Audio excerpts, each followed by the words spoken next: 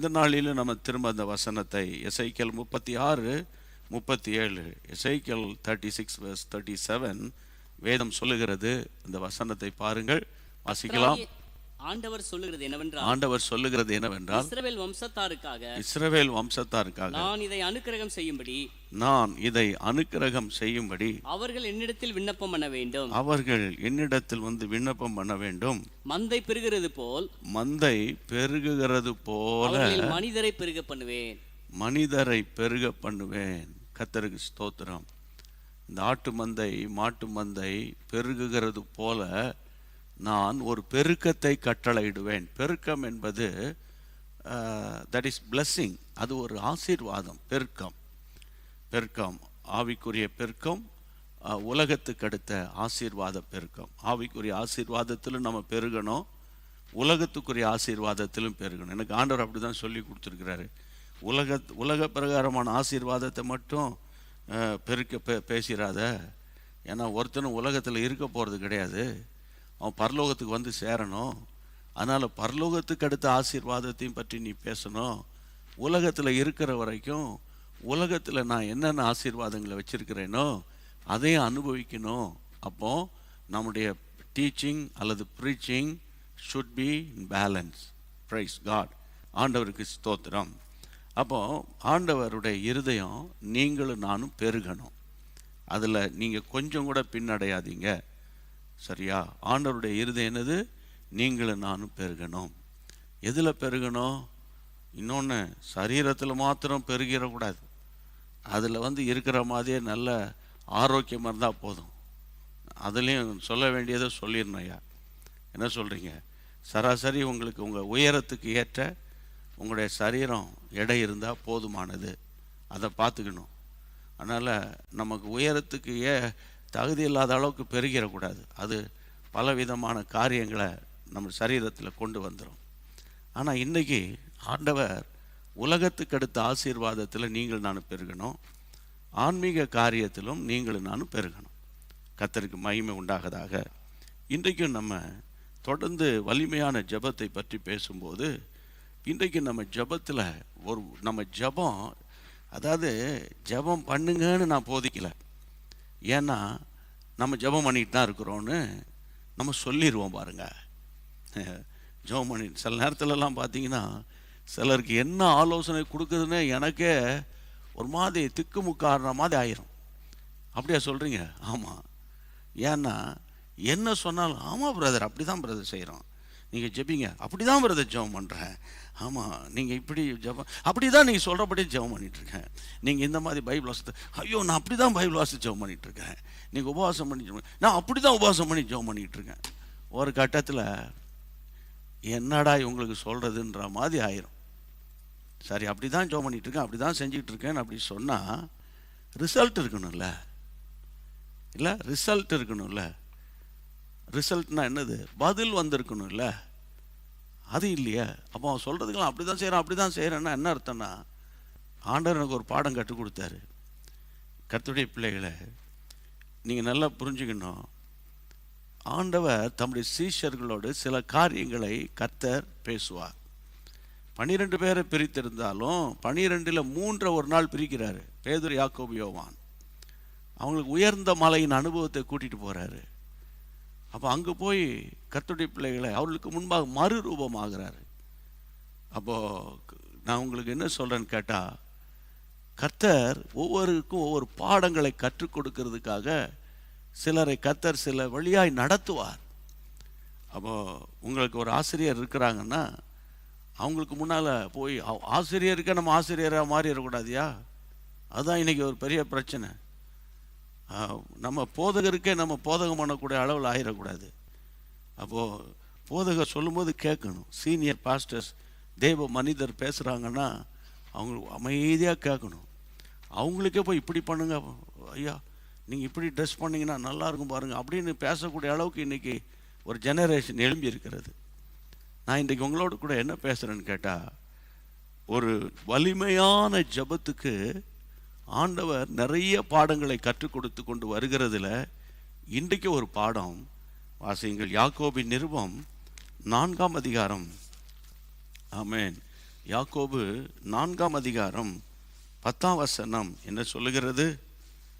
கர்த்தருக்கு முன்பாக தாழ்மைப்படுங்கள், அப்பொழுது அவர் உங்களை உயர்த்துவார். கர்த்தருக்கு முன்பாக தாழ்மைப்படுங்கள். ரொம்ப அருமையான ஒரு வார்த்தை. எனக்கு அன்பான கர்த்தருடைய பிள்ளைகளே, 6ஆம் வசனத்தை பாருங்கள். 4:6. அவர் அதிகமான கிருபை அளிக்கிறாரே. ஆதலால் தேவன் பெருமையுள்ளவர்களுக்கு எதிர்த்து நிற்கிறார். பெருமைக்காரனுக்கு அல்லது பெருமை உள்ளவர்களுக்கு கர்த்தர் எதிர்த்து நிற்கிறார். தாழ்மை உள்ளவனுக்கோ கிருபை அளிக்கிறார் என்று சொல்லி இருக்கிறது. கர்த்தருடைய பிள்ளைகளை, ஆவிக்குரிய வாழ்க்கையில் நீங்க உங்க வீட்டாரை விட நல்ல ஜபத்திலையும் வசனத்திலையும் தேறி இருந்தால், கர்த்தருடைய நாமத்தினால சொல்றேன், நீங்க பெருமை பாராட்டாதீர்கள். விசேஷமாக சகோதரிகளுக்கு சொல்றேன், அவருக்கு ஒண்ணுமே ஜெபிக்க தெரியாது, ஒன்றும் தெரியாது, எல்லாம் நான் தான்.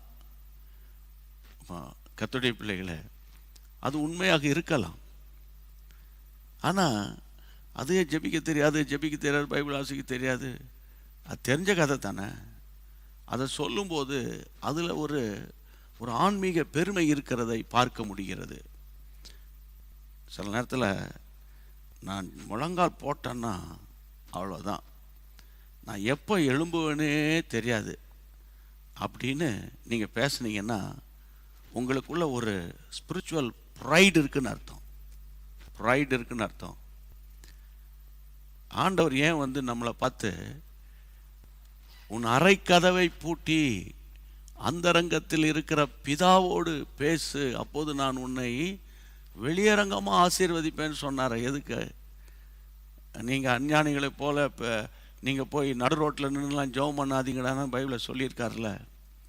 அப்போ அறை கதவு, அதாவது அந்தரங்கத்தில் இருக்கிற விஷயம். ஜெபம் என்பது, பர்சனல் ப்ரேயர் என்பது தேவனுக்கும் நமக்கும் இன்டராக்ட் பண்ணக்கூடிய காரியத்தை. நான் இன்னைக்கு 4 மணி நேரம் ஜெபம் பண்ணேன் தெரியுமா? இன்னைக்கு நான் ஜெபம் பண்ணேன்னா, நான் ஜெபிச்சேன்னா அவ்வளோதான். இந்த மாதிரி நம்ம தப்பி தவறையும் வாயில் வரக்கூடாது. ஜெபம் என்பது தேவன் நமக்கு கிருபையாய் கொடுத்த ஆயுதம். இன்னைக்கு ஜெபிக்கிற தேவ பிள்ளைகளிடத்தில், அதாவது நயவஞ்சகமாய் சத்துரு நுழைகிற அந்த ஸ்பிரிச்சுவல் ப்ரைட் அண்ட் ப்ரவுட். அதனால தான் ஆண்டவர் இன்னைக்கு நம்மோடு கூட பேசுகிறாரு. கர்த்தருக்கு முன்பாக நீ தாழ்மைப்படு, அப்பொழுது அவர் உன்னை உயர்த்துவார். அது 10ஆம் வசனம். பெருமைக்காரனுக்கு கர்த்தர் எதிர்த்து நிற்கிறார், தாழ்மை உள்ளவனுக்கோ ஆண்டவர் என்ன செய்கிறாரு? கிருபை அளிக்கிறார். இப்போ இந்த தாழ்மை என்றால் என்ன? அந்த வசனத்தில் பாருங்க, தாழ்மை உள்ளவனுக்கு ஆண்டவர் கிருபை அளிக்கிறார். அதாவது ஹம்பிள்னஸ். Watts meaning? ஹம்பிள்னஸ்னா என்ன? ஹம்பிள்னஸ் எல்லாம் நினைக்கிறாங்க அப்படியே கூனி தோத்துறோம் யா அப்படின்னு. அது கள்ள தோத்துறோம், அதுக்கு பேர். கூழ கும்பிடு, அதுக்கு பேர். அது தேவையே இல்லை. அப்போ நீங்கள் மனிதனை கடவுளாக மாற்றுறீங்க, அது இன்னொரு வேறு அஃபென்ஸ். அது அப்போது ஒருத்தரை பார்க்குறீங்க, முதல்ல பார்க்கும்போது praise Lord brother, praise Lord, கர்த்தர் ஸ்தோத்திர சிஸ்டர், அதோடு முடிஞ்சு கொஞ்சம் 2 நிமிஷம் திரும்பி ஸ்தோத்திரம் பிரதர். அது சம்திங் ராங். நீங்கள் நல்லா புரிஞ்சுக்கணும். அப்போ அவங்க ஏதோ ஒன்று அவங்ககிட்ட எதிர்பார்க்குறாங்க, அல்லது அவங்க உண்மையான அந்த ரியாலிட்டி கிடையாது, அது உண்மையான அவங்க நேசிக்கிறது கிடையாது அவங்கள. அப்போ இன்னைக்கு வசனம் அழகாக சொல்லுகிறது, தாழ்மை உள்ளவனுக்கு கிருபை அளிக்கிறார். பெருமைக்காரன், தாழ்மைக்கு ஆப்போசிட்டே பெருமை தான். அப்போது பெருமை பற்றி நான் அதை டிஸ்கிரைப் பண்ண வேண்டிய அவசியம் கிடையாது. ஆனால் தாழ்மைனா என்ன? சிலர் பாருங்கன்னா ஷர்ட்டெல்லாம் அயன் பண்ணாமல் ஒரு பழைய ஷர்ட்டு அல்லது பழைய பேண்ட் அதே இருக்கும், பழைய வேஷ்டி, அந்த வேஷ்டி பார்த்திங்கன்னா மங்கி போய் கிடக்கும். இல்லாதப்பட்ட என்னப்பா பண்ணுவான்? அப்படின்னு சொல்லாதீங்க. கந்தையானாலும் கசைக்கு கட்டு தமிழில் சொல்லுவாங்க. அதாவது கிழிஞ்சு போன துணியும் கசைக்குன்னா என்னென்னா அப்படி இப்படி கசைக்கிட்டு அப்படி கட்டிக்கோன்றது அர்த்தம் கிடையாது. ஏன்னா நம்ம ஆட்களுக்கு தமிழை கொஞ்சம் சொல்லணும். ஏன்னா ரொம்ப நிறைய பேருக்கு தமிழ்லாம் மறக்குது. அப்படின்னா என்னென்னா நல்லா துவைச்சி நீ வந்து அதை நீட்டாக கட்டுன்னு அர்த்தம்ன்றது நமக்கு தெரியும். அப்போ இருக்கிற துணியை, எனக்கு ஆண்டவர் சொல்லி கொடுத்த பாடம் தான் சொல்கிறேன், இருக்கிற துணியை நீட்டாக அயன் பண்ணி போட்டால் புது ஷர்ட் மாதிரி தெரியும். இருக்கிறது தான் போடணும். நம்ம அதுக்குன்னு நம்ம ட்ராமா ஆக்டரா அல்லது சினிமா ஆக்டரா, சினிமா நடிகையா, சினிமா நடிகரா நேரத்துக்கு ஒன்று போட்டுக்கிட்டு அலையிறதுக்கு? கர்த்தருடைய பிள்ளைகளை, நம்ம வந்து நம்முடைய ஹம்பிள்னஸ் வந்து துணிமணியில் கிடையாது, இருதயத்தில் தாழ்மை உள்ளவர்களாக இருக்கணும். இருதயத்தில் தாழ்மை உள்ளவராக இருக்கணும். கர்த்தருக்கு முன்பாக தாழ்மையாக இருக்கணும். கர்த்தருக்கு முன்பாக. என் அன்பு தேவனுடைய பிள்ளைகளை, இன்னைக்கு இங்கே பாருங்க, பெருமைக்காரனுக்கு கர்த்தர் எதிர்த்து நிற்கிறார் என்ற வேர்டு இருக்குல்ல, இந்த இடத்துல இன்னொரு காரியத்தை நான் உங்களுக்கு சொல்லாமல் இருக்க முடியாது. பாவிக்கு எதிர்த்து நிற்கிறார், கொலைகாரனுக்கு எதிர்த்து நிற்கிறார், விபச்சாரக்காரனுக்கு எதிர்த்து நிற்கிறார், குடிகாரனுக்கு எதிர்த்து நிற்கிறார் அப்படின்னு பைபிளில் இல்லை. பெருமைக்காரனுக்கு கர்த்தர் எதிர்த்து நிற்கிறார். நான் ஒன்று சொல்கிறேன், பாரத்தோடு சொல்கிறேன், பெருமை பாராட்டாதீங்க. அந்த மொழியே சிலருடைய லைஃப்பில் பெருமையை கொண்டு வர மாதிரி இருக்குது. சிலர் பார்த்தீங்கன்னா ஆசீர்வதிக்கப்படுறதுக்கு முடியல. பெருமையான எண்ணம், பெருமையான பேச்சு, நாவு பெருமையானவைகளை பேசும் அப்படின்னு பைபிள் சொல்லுது. அதனால் அந்த பெருமையான ஒரு காரியம், என் ஃபேமிலி, இப்போ எங்கள் ஃபேமிலி ஒரு பிக் ஃபேமிலி, அது உங்களுக்கு தெரியும். அவர் ஃபேமிலி வந்து அப்படி ஒன்றும் இல்லை. என்னைக்கு நீ கல்யாணம் கட்டினியோ இந்த மாதிரி கம்பேரிசனில் போயிடக்கூடாது. பிக் ஃபேமிலினா என்ன, ஸ்மால் ஃபேமிலினா என்ன? கர்த்தர், அதாவது உண்மையான ரட்சிப்பு இருக்கிற ஆட்கள் இப்படிலாம் பேசுறது இல்லை. ரட்சிப்பை நம்ம அடிக்கடி சீர்தூக்கி பார்க்கணும்.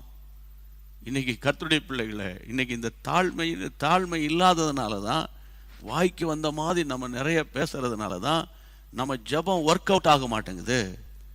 தாழ்மை, கர்த்தருக்கு முன்பாக தாழ்மை, கர்த்தருக்கு முன்பாக தாழ்மைப்படணும். ரொம்ப நீட்டாக இருக்கிற துணியை நல்லா துவைச்சி அயன் பண்ணி ஆலயத்துக்கு போட்டு போங்க, சரியா?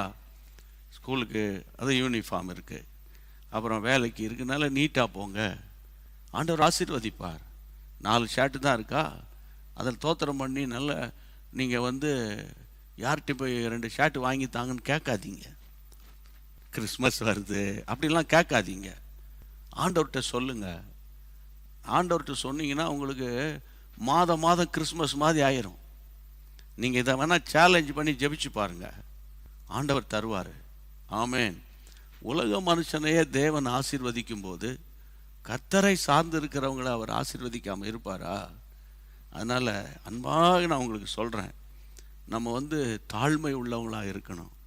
படிப்பு பெருமை இல்லை, படிப்பு பெருமை. சிலர் அந்த டிகிரி பக்கத்தில் போடலைன்னா ஏன் அதை போடாம விட்டீங்க அப்படின்வாங்க. சிலர் ஃபோனில் சொல்லும்போது நான் வந்து ஸோ எம்ஏ பிஎட் பேசுகிறேன்றாங்க. அதெல்லாம் கேட்கவே அருவருப்பாக இருக்குது.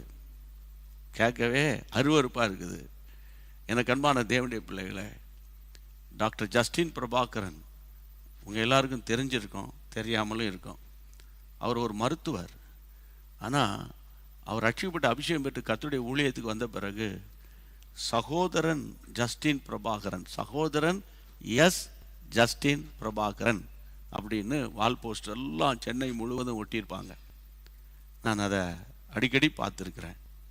அதே போல் சென்னை புருஷவாக்கத்தில் அமைந்திருக்கிற அப்போஸ்தல கிறிஸ்தவ அசம்பிளி, அதனுடைய ஃபவுண்டர் போதகர் எஸ் சுந்தரம் ஐயா, பாஸ்டர் சுந்தரம் ஐயா அவர்கள் மூலம் ஆயிரக்கணக்கான ஊழியக்காரர்களை தேவன் எழுப்பினார். ஆண்டவருக்கு மகிமை உண்டாகட்டும். ஆனால் அவர் எழுதும்போது அவர் வந்து பிரதர் சுந்தரம் என்றுதான் அவர் கடைசி வரைக்கும் எழுதினார். அவர் நினைச்சா அவர் என்ன, அவர் பிஷப் கூட போட்டுக்கலாம், இந்த காலத்தில் போடுற மாதிரி. ஆனால் அவர் போடலை. அட்லீஸ்ட் ரெவரண்ட் போடலை, அட்லீஸ்ட் பாஸ்டர் சொல்லுங்கள், அதையும் போடலை. பிரதர் சுந்தரம். ஆமேன். நான் எப்போ உங்களுக்கு சகோதரனாகவே இருக்கிறேன். கர்த்தருக்கு மகிமை உண்டாகட்டும். இப்போ என் அன்பு தேவனுடைய பிள்ளைகளை, இன்றைக்கு பட்டத்தினாலோ பதவியினாலோ படிப்புகள்னாலோ அல்ல, வேதம் சொல்லுகிறது. அங்கே பாருங்க, தாழ்மை உள்ளவனுக்கோ கிருபை அளிக்கிறாரே. தாழ்மை வந்தாச்சுனாலே அங்கே கிரேஸ் வரும். ஆமேன். கிரேஸ், கிருபை. கிருபை ஜெபம் பண்ணுறதுக்கு கிருபை, அபிஷேகத்தில் நடத்தப்படுவதற்கு கிருபை, சம்பாதிப்பதற்கு வேண்டிய கிருபை, சத்துருவை எதிர்ப்புகிறதுக்கு வேண்டிய கிருபை, எல்லாமே அந்த தாழ்மையில் தான் அடங்கி இருக்குது. தாழ்மையில் தான் அடங்கி இருக்கிறது. அதனால இந்த நாட்களில் நான் பாரத்தோடு சொல்கிறேன், நமக்கு ஒரு லைஃப் சேஞ்சிங் வேணும்யா. லைஃப் சேஞ்சிங் வேணும். கிறிஸ்டியானிட்டியில் லைஃப் சேஞ்சிங் தான் ரொம்ப முக்கியம். வாழ்க்கை மாறாமல் சும்மா வாய் அடிச்சுக்கிட்டு, சும்மா அந்நிய பாஷை பேசிக்கிட்டு அல்லது தோத்திரம் பண்ணிக்கிட்டு இது பண்ணிக்கிட்டு இருந்தால் நமக்கு ஒன்றும் ஒர்க் அவுட் ஆகாது. அதனால் வலிமையான ஜப வீரர்களாக நம்ம மாறி இந்த நாட்களில் தேசத்துக்காக அதிகமாக ஜபிக்கணும். இப்போ இன்றைக்கி தமிழ்நாட்டினுடைய கல்வி, ஏன்னா அந்த 2 ஆண்டில் இந்த பசங்களாம் ஒரு மாதிரி அந்த அந்த என்னென்னமோ கேம்ஸ்லாம் வந்திருக்குல்ல, பிசாசு, அந்த கேம்ஸு அறவே அழிக்கப்படணும்னு நீங்கள் ஜெபம் பண்ணுங்க. சில சினிமா நடிகர் கூட அதுக்கு இது கொடுக்குறானுங்க, ஆடு கொடுக்குறானுங்க. அதனால் நம்ம தமிழ்நாடு அரசாங்கம் அதில் கரிசனை செலுத்தி இந்த மாதிரி தேவையில்லாத கேம்ஸ் எல்லாம் அந்த இன்டர்நெட்டை விட்டு அது வெளியே எடுத்துடணும். பார்த்து நிறைய அந்த கேம்ஸ் எல்லாம் விளையாடி ஒரு 2-3 இடத்துல ஆசிரியரை அடிக்க போயிட்டானுங்களாம். அந்த மாதிரி சின்ன பயல்க. ஏன்னா அவனுங்க மனநிலைமையை பிசாசு இந்த மாதிரி கேம்ஸில் கொண்டு போய் கனெக்ட் பண்ணியிருக்கிறான். இன்னொரு தலைமை ஆசிரியர் அப்படி தான் சொன்னார். நிறைய இப்போ கவுன்சிலிங்லாம் நாங்கள் ஆரம்பிச்சிருக்கிறோம் பிள்ளைகளுக்குன்னு. அதனால் பிரியமானவர்களே, இந்த நாட்களில் தேவன் நம்முடைய தேசத்தில் மாற்றங்களை கொண்டு வரணும். அதுக்கப்புறம் தான் ஒரிஜினலாக பெட்ரோல் விலை உயருதுன்னா அது வேற காரியம். பாரத்தோடு ஜெபம் பண்ணணும் தேவ சன்னிதானத்தில். அப்போ ஜெபம் பண்ணும்போது தேவன் நமக்கு மனம் இறங்கணும், ஜெபம் கேட்கப்படணும். அதுதான் ரொம்ப முக்கியம். சபைகளில் எழுப்புதலுக்காக எவ்வளோ பிரயாசப்படுறோம் இல்லை, எவ்வளோ பிரயாசம், எவ்வளோ ஜெபம். ஆனால் இன்றைக்கி பார்த்தீங்கன்னா நம்ம எதிர்பார்க்கிற எழுப்புதல் வரலையே.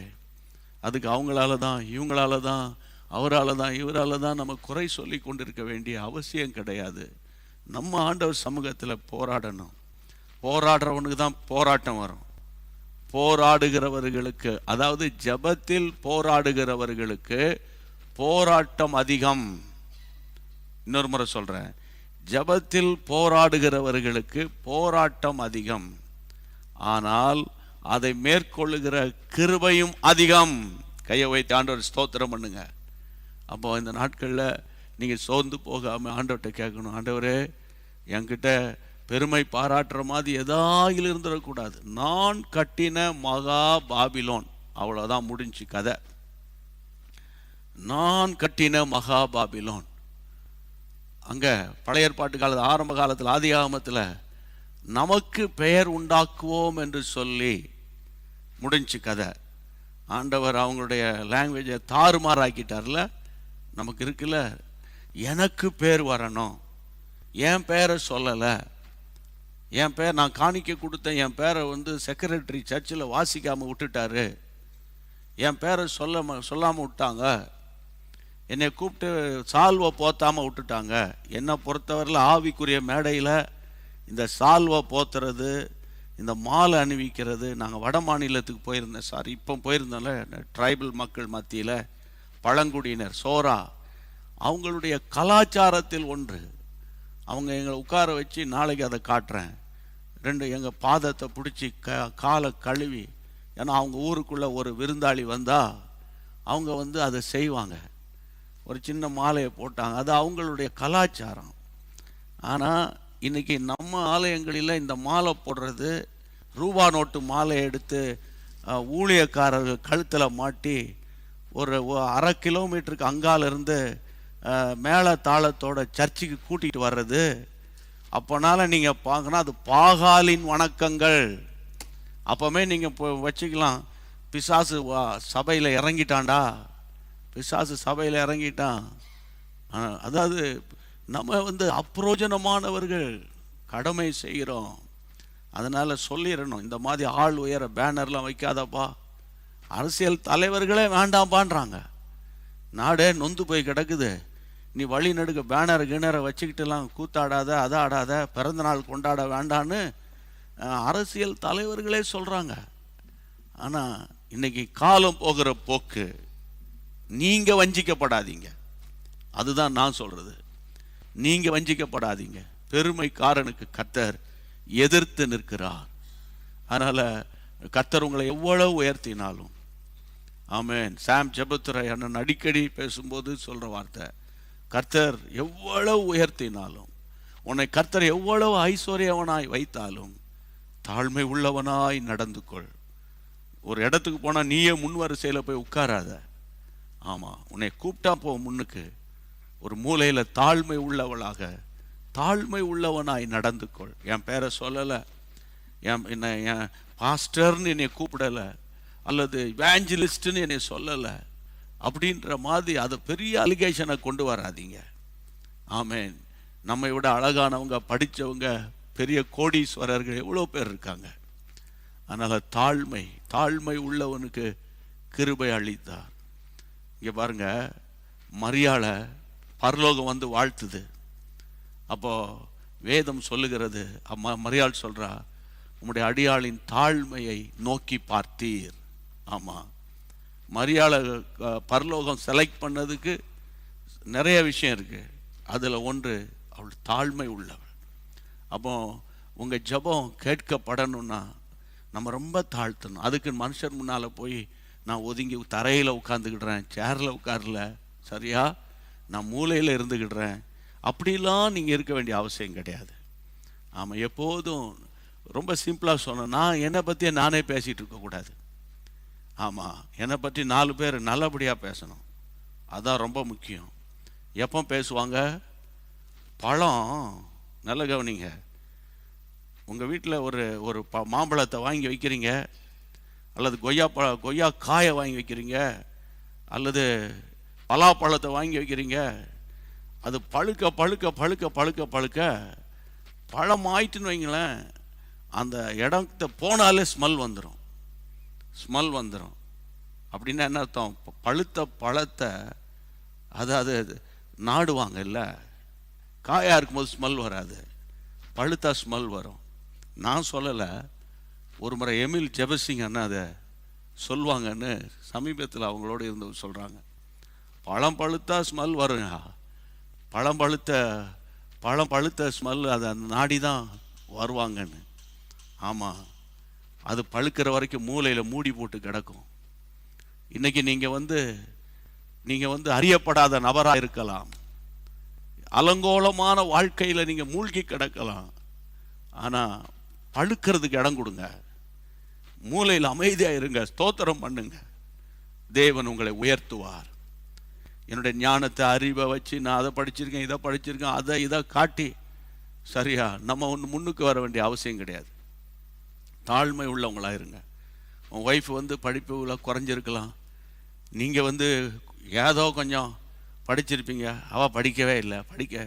படிக்காதவளுக்கு இருக்கிற அறிவு கூட உனக்கு இல்லையாடா நான் திரும்பி கேட்டானா என்ன சொல்கிறீங்க? படிக்காத நிறைய பேர் மேதையாக இருக்கிறார்கள் இல்லையா? ஆண்டவருக்கு மகிமை உண்டாகட்டும். அப்போ படித்தாதவன் தான் நல்லவன், படித்தவன் கெட்டவன் இல்லை. படிச்சிருக்கிறோமோ இல்லையோ, படிச்சிருந்தா இன்னும் உலக ஞானம், உலக அறிவு வரும். ஆனால் உலக ஞானம், உலக ஸ்நேகம் தேவனுக்கு விரோதமான பகை. அதனால் இந்த அதாவது இந்த கூகுள் நாலேஜு, இந்த நாலேஜ் எல்லாம் நம்ம வச்சுக்கணும், வச்சு உலக அறிவை நம்ம வளர்த்து கொள்ளணும். ஆனால் தேவ கிருபை தான் நம்மை உயர்த்தும். கர்த்தருக்கு மகிமை உண்டாவதாக. அப்போ இன்னைக்கு நம்ம இந்த எஃபெக்டிவ் ப்ரேயரில் தாழ்மை உள்ள ஒரு வாழ்க்கை நமக்கு ரொம்ப வேணும்.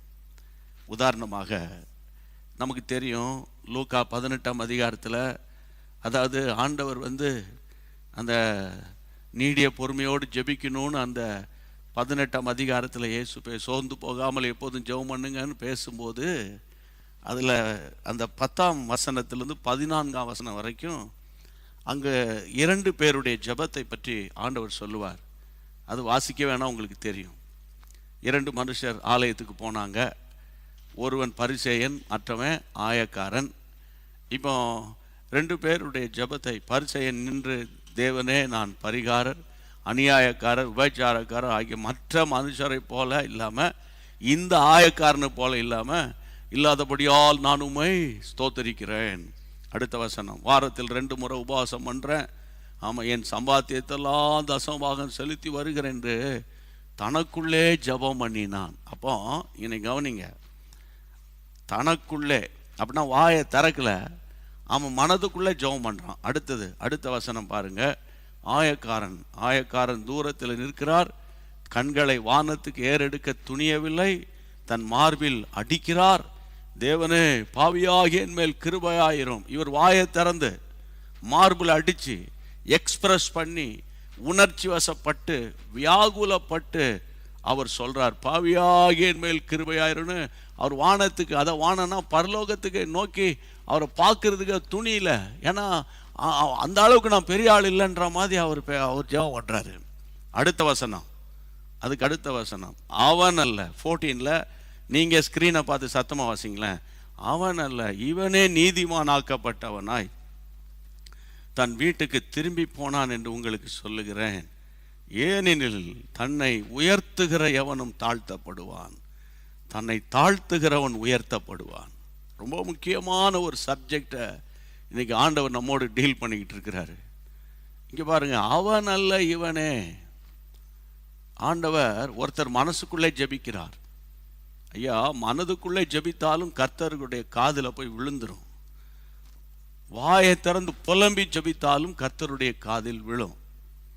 இந்த 2 பேருடைய ஜெபத்தை என் ஆண்டவர் ஓரிடத்தில் நின்று கேட்டிருக்கிறார். அந்த இடம் நீங்களே சொல்லுங்க பார்க்கலாம், அந்த இடம் எங்க நின்று? 2 பேருடைய பிளேஸ் சொல்லப்பட்டிருக்குது. பரிசேயன் எங்க நின்று ஜெபம் பண்றாரு? பைபிளில் வாஸ்தமைப்போம், திரும்ப அந்த வசனத்தை ஸ்கிரீன்ல போடுங்க. பரிசேயன் எங்க நின்று ஜெபம் பண்றாரு? வசனம், கர்த்தருடைய பிள்ளைகளே, அதாவது வேதம் சொல்லுகிறது, 10ஆம் வசனத்திலிருந்து வாங்க. 10ஆம் வசனத்திலிருந்து 2 மனுஷர் ஜெபம் பண்ணும்படி தேவாலயத்துக்கு போனாங்க. ஆமேன். அப்போ தேவாலயத்திலிருந்து பரிசேயன் ஜெபம் பண்றாரு. ஆயக்காரன் எங்க இருந்து ஜெபம் பண்றாரு? பைபிளை பாருங்க, ஆயக்காரன் எங்க இருந்து ஜெபம் பண்றாரு? ஆமேன். கர்த்தருடைய 11ஆம் வசனத்துக்கு வாருங்க. 11ஆம் வசனம், பரிசேயன் நின்று ஜெபம் பண்றாரு. அதுக்கு அடுத்த வசனத்துல கர்த்தருடைய பிள்ளைகளே, வேதத்தில் வாசிக்கிறோம், அடுத்த வசனம் 12க்கு அடுத்தது, கர்த்தருடைய ஆயக்காரன் தூரத்திலே நின்று, 13ல் தூரத்திலே நிற்கிறார். அப்போ ஆலயத்தில் உள்ள போய் நிற்கிறவர் பரிசேயனா, அந்த பொசிஷனை பாருங்க. 2வது தூரத்தில் பின்னால நிற்கிறார். தூரத்தில், அந்த ஆலயம் எவ்வளோ நீளாகலன்னு எனக்கு தெரியாது, ஆனால் தூரத்தில் நிற்கிறார் என்று பைபிள் ரெக்கார்ட்ஸில் இருக்குது. பைபிள் ரெக்கார்ட் சொல்லுது அது. அப்போ சரி, ஆயக்காரன் ஆலயத்துக்குள்ளே போய் நிற்கிறாரு, இவர் தூரத்தில் நிற்கிறாரு. நம் ஆண்டவர் ஆகிய இயேசு எங்கே நிற்கிறாரு? அவர் ஒரு இடத்துல நின்னதாக பைபிளில் நான் வாசிக்கிறோமே. அவன் அல்ல, அந்த வசனத்தை போடுங்க. வசனம் சொல்லுகிறது, அவன் அல்ல இவனே. அவன் அல்ல இவனே அப்படின்னா, இவனே அப்படின்னா அந்த அதை சொல்லாமல் ஒரு நீங்கள் அண்டர்ஸ்டாண்ட் பண்ணிக்கணும்னா, ஆயக்காரன் அருகே இயேசு நிற்கிறார். அநேகர் நினச்சிக்கிறாங்க ஆல்டரில் தான் ஏசப்பா இருப்பார், அதனால் கம்யூனிட்டி சர்வீஸ் போகும்போது அமைதியாக போனோம், பின்னால் நம்ம உட்கார்ந்து பேசிக்கலாம் அப்படின்னு நிறைய பேர் நினைக்கிறாங்க. ஐயா, கர்த்தருடைய பிள்ளைகளை, நம்ம இந்த சடங்காரச்சாரத்தெல்லாம் விட்டுறணும், தெளிவான சத்தியத்தை புரிஞ்சு கொள்ளணும். வசனம் அழகா சொல்லுது, நீ ஆலயத்தில் நின்று ஜெபம் பண்றியோ, தூரத்தில் நின்று ஜெபம் பண்றியோ, பொசிஷன் முக்கியம் இல்லை, உன்னுடைய ஹார்ட் தான் ரொம்ப முக்கியம். அவன் பாருங்க, பரிசேயன் சொல்றான், இந்த ஆயக்காரனை போல இல்லை, அதுலேயும் ஒரு கம்ப்ளைண்டிங் ஸ்பிரிட் இருக்குது. ஆயக்காரனை போல அல்ல, அது தன்னுடைய சுயநீதியை சொல்கிறான். 2 வாரத்தில் 2 நாள் உபவாசம் பண்ணுறேன், காணிக்கை கொடுக்குறேன், அதை கொடுக்குறேன், இதை கொடுக்குறேன் அப்படின்னு தன்னையே பேசுகிறான் பாருங்க. அருவருப்பெல்லாம் வாசிக்கிறதுக்கு ஆனால் அவர் சொல்லிட்டாரு, ஆண்டவரே நான் பாவியா மனுஷன்பா, என் மேலே கிருபையா இருங்கப்பா அப்படின்னு சொல்லிட்டாரு. ரிசல்ட் வருது, ஆயக்காரன் பாஸ் ஆகிட்டான், அவன் ஃபெயிலாக போனான். அவன் ஜபத்துக்கு பதில் இல்லை, இவன் ஜபத்துக்கு பதில் வந்துருச்சு. காரணம் அதிலே சொல்கிறாரு, தாழ்மை உள்ளவனுக்கு தன்னைத்தான் உயர்த்துகிறவன், தன்னைத்தானே உயர்த்துகிறது, நானே என்னை புகழ்ந்துகிறது, அது அருவருப்பான கிறிஸ்தவ வாழ்க்கை. நானே என்னை புகழ்ந்து பேசுறது. இந்த இது யார் கட்டினது வீடு பார்த்தீங்களா, இது யார் வாங்கினது, யார் செலெக்ஷன்னு கேட்டு பாருங்க, கேட்டு பாருங்க, யாருன்னு சொல்லுவாங்க. சொல்லுங்க யார்? சகோதரிகளுக்கு சொல்கிறேன், இது யார் செஞ்சது கேட்டு பாருங்க, சொல்லுங்கள் யாருன்னு கேளுங்களேன் யாருன்னு. அதிலே ஒரு பயங்கரமான ஒரு பெருமையின் ஆவி, அது நேபுகாத்நேச்சாரின் நேச்சாரின் ஆவி. அது அந்த மாதிரி அந்த ஆவி வந்துடக்கூடாது. ஆண்டவருக்கு மகிமை உண்டாகட்டும். தாழ்மை உள்ளவனுக்கு தான் அவர் கிருபை அளிக்கிறார். அப்போ தன்னைத்தான் உயர்த்துகிறவன் தாழ்த்தப்படுவான், தன்னைத்தானே தாழ்த்துறவன் உயர்த்தப்படுவான். அப்போ உங்களுக்கும் எனக்கும் அவருடைய உயர்வு தான். தாழ்மை உள்ளவனுக்கு கிருபை அளிக்கிறார், அதான் வசனம்.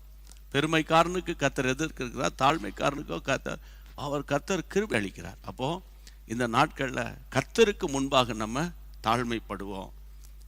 கர்த்தருக்கு முன்பாக நம்ம தாழ்த்துவோம். என் படிப்பு ஒன்றும் இல்லைப்பா, என் பணம் ஒன்றும் இல்லைப்பா, ஆண்டவரே என்கிட்ட இருக்கிற நகை சொத்தெல்லாம் ஒன்றும் இல்லைப்பா, உம்முடைய கிருபை தான்ப்பா எனக்கு வேணும், உம்முடைய கிருபை தான் எனக்கு வேணும்னு நீங்கள் அந்த கிருபையை சார்ந்து கொள்ளுங்க. அந்த கிருபையின் தேவன் நம்மை பல மடங்கு ஆசீர்வதித்து, நீங்கள் தாழ்மையோடு கண்ணீரோடு பாருங்கள். இந்த இந்த இந்த இந்த இடத்துல இந்த ஆயக்காரன் நிறைய வசனங்கள்லாம் சொல்லி ஜெபிக்கல, நிறைய நீண்ட எக்ஸ்பிளனேஷன்லாம் இல்லை, உடைந்த உள்ளத்தோடு சொன்னதை உடனே ஆண்டவர் கிராண்டட்ன்ட்டார்.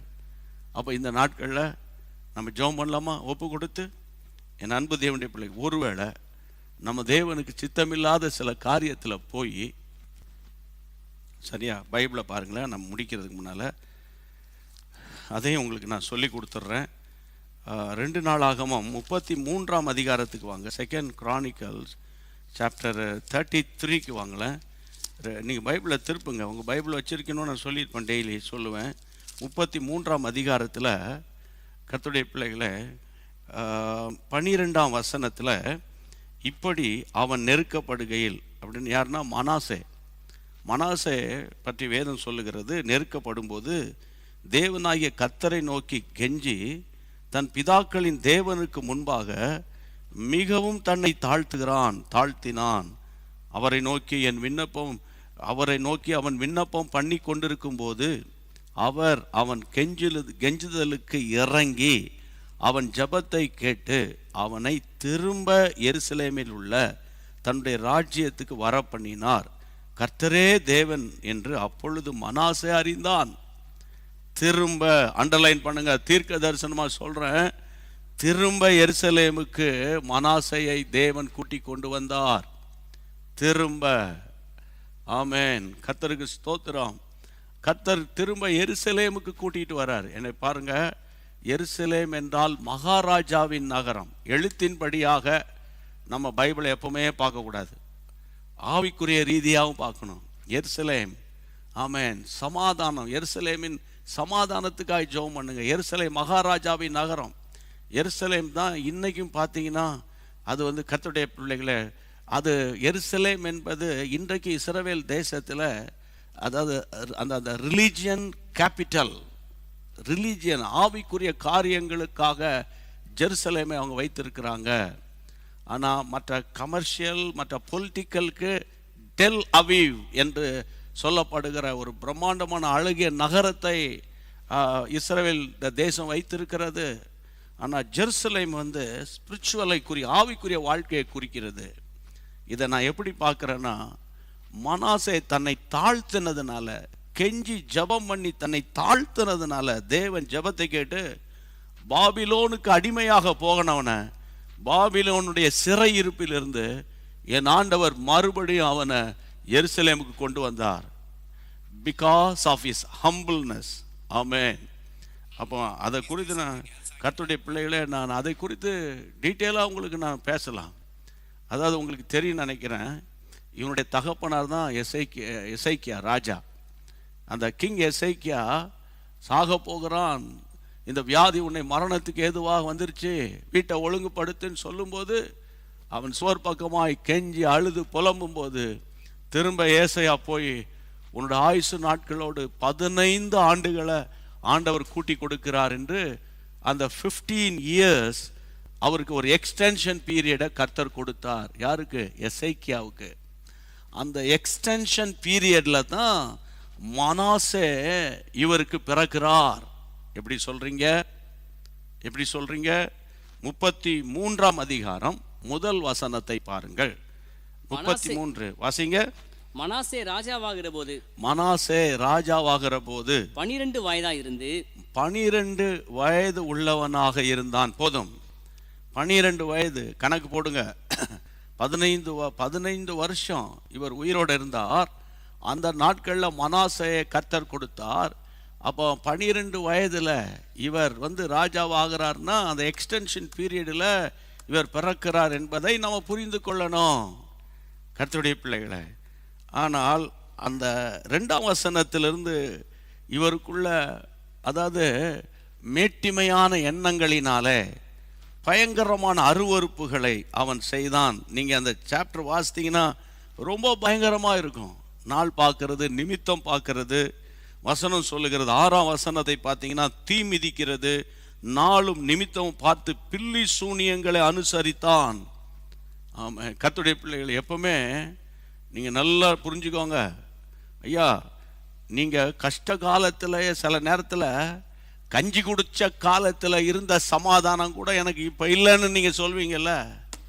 விஷயம் என்னன்னா, கஞ்சி குடித்தாலும் தோத்துறோம், கஞ்சி இல்லைன்னாலும் தோத்துறோம், தண்ணி இருந்தாலும் தோத்துறோம், தண்ணி இல்லைன்னாலும் தோத்துறோம், ஏசு நல்லவர் பாட்டு பாடிக்கிட்டு இருப்போம். அப்போ வீண் வம்புக்கு, வீண் கமெண்ட்ஸுக்கு, வீணான இன்னொருத்த விஷயத்தில் தலையிடறதெல்லாம் பார்க்க மாட்டோம். நம்ம கொஞ்சம் செட்டில் ஆனோன்னு கொஞ்சம் ரிலாக்ஸ்ட் ஆனோன்னு வச்சுக்கோங்களேன். பிள்ளைகள்லாம் வசதி ஆகிட்டாங்க, கர்த்தர் ஸ்தோத்திரம், ஆண்டவர் பிள்ளைகள்லாம் ஆசீர்வதிச்சிட்டாரு, எல்லாம் நல்லா இருக்குன்னு போது தான் அங்கே நம்ம புத்தி மாறி வேறு வேறு காரியங்களில் போய், ஏன்னா வேலை வெட்டி இல்லை பாருங்க. வேலை இப்போ எனக்கு காலையில் எழுந்தோன்னே எனக்கு இன்றைக்கி ஒரு 10 வேலை இருந்துச்சுன்னா பக்கத்து வீட்டுக்காரனை பற்றி யோசிக்கிறதுக்கு எனக்கு டைம் இருக்காது இல்லையா? புரிஞ்சுக்கோங்க, புரிஞ்சிருப்பீங்க நம்புகிறேன். அப்போ இன்றைக்கி கொஞ்சம் நம்ம செட்டில் ஆனவனை தான் புத்தி மாறாட்டம் வரும். தாவீதின் காலத்தில் ஒரே யுத்தம், அவன் யுத்தத்தையே கான்சன்ட்ரேட் பண்ணி கிடக்கான். ஆனால் சாலமோன் காலத்தில் சமாதானம், ஞானம் வேற, சமாதானம் வேற, பொண்ணு பொருள். ஆமாம், அது பொண்ணு தான் கர்த்தர் அவனுக்கு பொண்ணையும் பொருளையும் கொடுத்தாரு. ஆனால் அவர் நிறைய பெண்கள் பக்கம் போயிட்டார். ஏன்னா அந்த கம்ஃபர்ட் ஜோனில் இருக்கும்போது you have to be very very careful.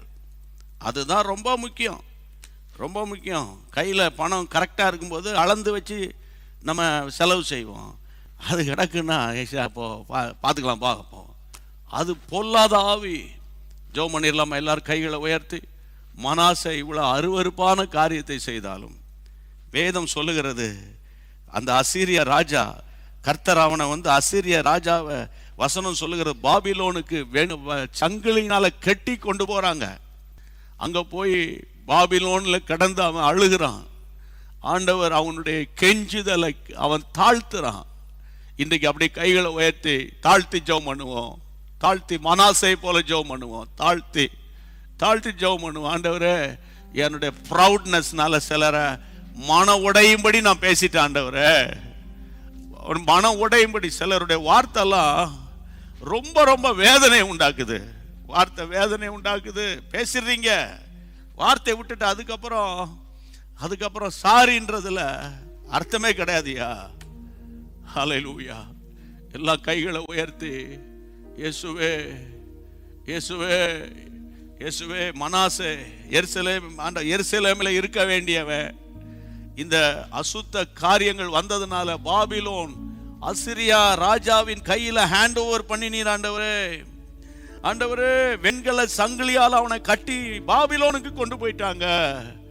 ஆண்டவரே, பாபிலோன்ல இருந்து உம்மை நோக்கி கூப்பிட்ட போது மனாசேக்கு மனம் இறங்கின தெய்வம், இன்றைக்கு எங்களுக்கு மனம் இறங்குங்க. கைகளை உயர்த்துங்க. நான் ஆண்டவரை பார்த்து கேட்கிறேன், எங்களுக்கு மனம் இறங்குங்கப்பா.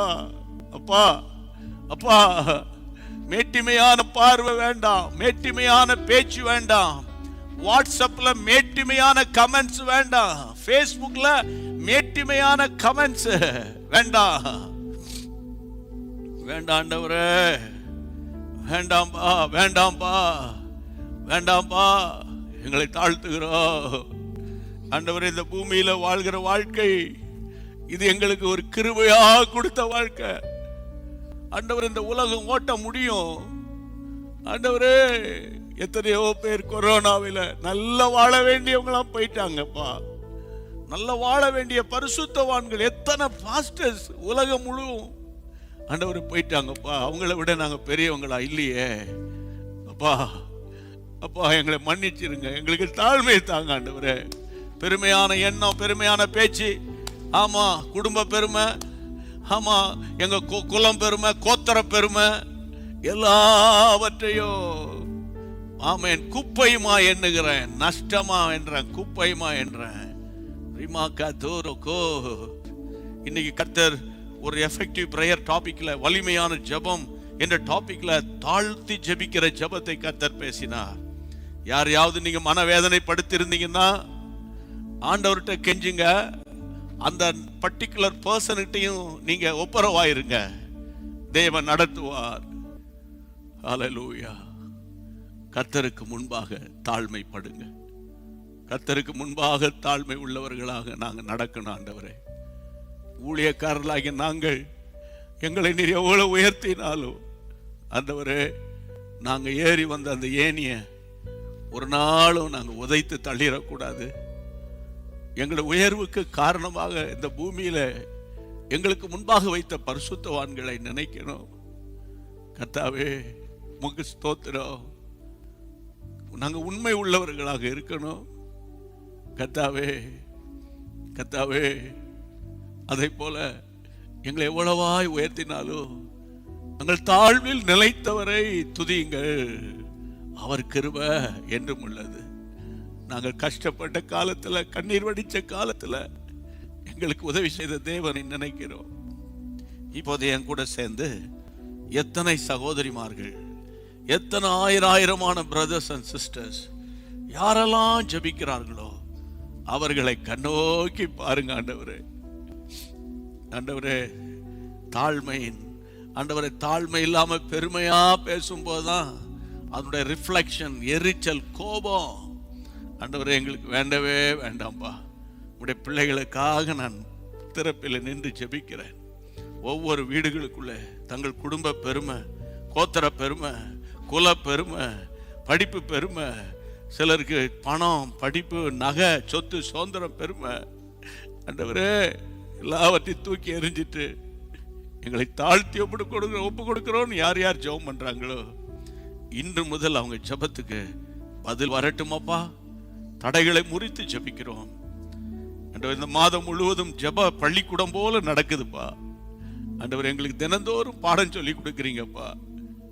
ஹல்லேலூயா ஆண்டவர். இதுக்கு நாங்க உண்மை உள்ளவர்களாக இருக்கணும் ஆண்டவரே. நீங்க உண்மை உள்ளவராக இருக்கிறது போல நாங்களும் உண்மையா இருக்கணும். இப்போது யார் யாரெல்லாம் ஆண்டவரே ஜீசஸ் மீட்ஸ் ஃபேமிலிஸ் பார்த்துக்கிட்டு இருக்காங்களோ, யூடியூப்லயோ ஃபேஸ்புக்லயோ, அந்த குடும்பங்களுக்கு யாராவது ஒருவர் ஜெபித்தாலோ அவங்க நிமித்தம் அந்த வீடு கட்டப்படட்டும். அதுபோல அதிசயம் டிவியில, ஃபெய்த் டிவியில, நியூ டிவியில, கோல்டன் காஸ்பல் டெலிவிஷன்ல, ஷம்மா டிவியில ஆண்டவரே ஆண்டவரே யார் யாரெல்லாம் ஜெபம் பண்ணிட்டு இருக்காங்களோ, கிரேஸ் டெலிவிஷன்ல யார் யாரெல்லாம் ஜெபம் பண்ணிட்டு இருக்காங்களோ ஆண்டவரே ஆண்டவரே, we are all one family, oh Lord. ஆண்டவரே எங்களுக்காக சிலுவையில் ரத்தம் சிந்தினீங்களாப்பா. அந்த ரத்தம் ஒரு விச உடைய பிள்ளைகள் மேல விழுந்து கழுவி அந்த பெருமையின் ஆவி அவங்களை விட்டு போகட்டும். எங்களை தாழ்த்துகிற ஆண்டவரே, ஒவ்வொரு நாளும் எங்களுக்கு புதிய புதிய பாடங்களை சொல்லி கொடுக்குறீங்க. Hallelujah. Lord, only because of your grace, Lord, we are preaching your word. Hallelujah. வேற ஆண்டவரே வேற ஒன்றுமே இல்லை ஆண்டவரே. தாழ்த்தி ஒப்பு கொடுக்கிறோம். கர்த்தர் நடத்தும். இன்று முதல் உடைய பிள்ளைகளுக்குள்ள ஒரு தெளிவு உண்டாகட்டும், ஒரு தைரியம் வரட்டும், புது கிருபையினாலே நிரப்போம். ஆசீர்வதியும். ஜெபத்தை கேட்ட கர்த்தருக்கு ஸ்தோத்திரம். God bless you. எல்லாரும் சேர்ந்து சொல்லிடுவோம். என் ஆத்துமாவே கர்த்தரை ஸ்தோத்திரி, என் முள்ளுமே அவருடைய பரிசுத்த நாமத்தை ஸ்தோத்திரி. என் ஆத்துமாவே கர்த்தரை ஸ்தோத்திரி, கர்த்தர் செய்த சகல உபகாரங்களை மறவாதே. ஆமென். அன்பான தேவனுடைய பிள்ளைகளே, இச்செய்தி உங்களுக்கு மிகுந்த ஆசீர்வாதமாக இருந்ததென்று நாங்கள் நம்புகிறோம். தொடர்ந்து எங்கள் செய்திகளை கேட்டு கர்த்தருக்குள் ஆசீர்வதிக்கப்பட ஜீசஸ் மீட்ஸ் மினிஸ்ட்ரீஸ் என்கிற எங்கள் யூடியூப் சேனலை சப்ஸ்கிரைப் செய்யுங்கள். மேலும் உங்கள் ஜெப உதவிக்கு எங்களோடு நீங்கள் தொடர்பு கொள்ள வேண்டிய தொலைபேசி எண் 9841252836 மற்றும் 7299546363. Email gpsrobinson@hotmail.com. கர்த்தர் உங்களை ஆசீர்வதிப்பாராக.